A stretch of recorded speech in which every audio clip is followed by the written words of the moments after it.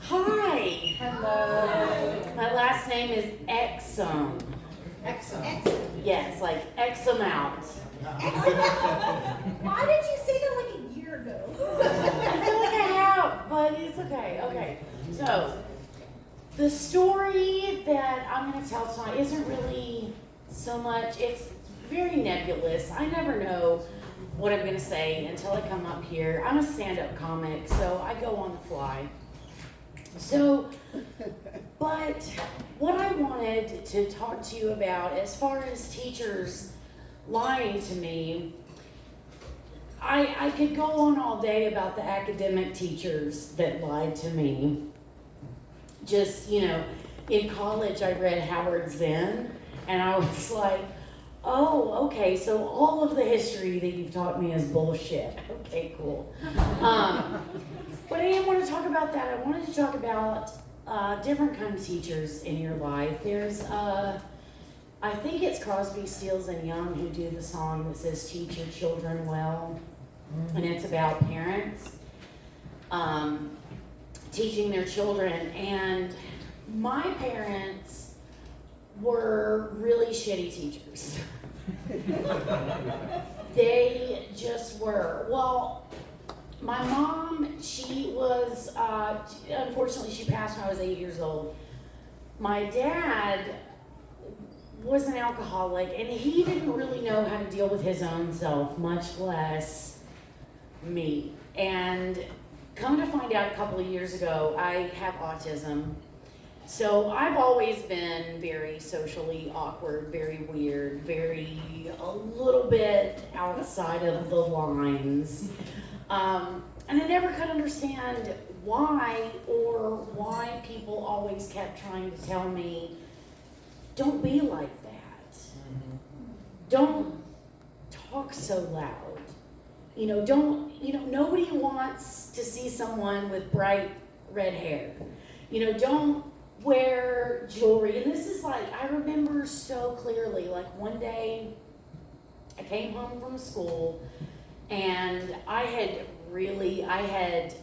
parents had left before I had to catch the bus for school. So I let it all hang. I remember I had this old suit jacket that was like, this was in 1989, of course, and I was already very much into punk rock and new wave.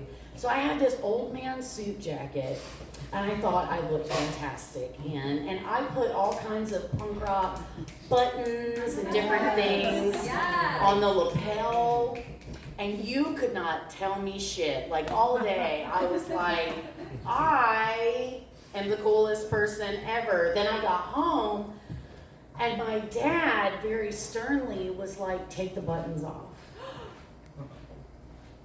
Take everything about this off and put it away. And it left such an indelible impression. It took me years before I was able to unpack that part of myself. And I started learning something, and this take way too long to explain it. There's something called shadow integration, which is where your ego protects yourself, and anything that someone says is bad, you just kind of kick it away, just kick it under the bed until like you look at it and you're like, oh god damn, there's all this stuff, what is it? And one of the things about shadow integration is when you look into yourself and you look into your repressed self, you can pull out things that someone has told you are bad, but are actually really good. I know that's right. Like, about me being eccentric and colorful and loud and obnoxious. And I will speak my fucking mind. I don't give a shit. I was actually talking to a friend of mine today who has just decided, she's like, I can't talk about politics anymore. And I am one of those, if you give me 5 minutes, I will talk to you about all of the politics. I know that's right. And she's like, you're so brave. And I quoted my bestie, DeMarcus. said, political action and things like that can look different to everybody. You don't have to argue with people on Facebook or Twitter like I do.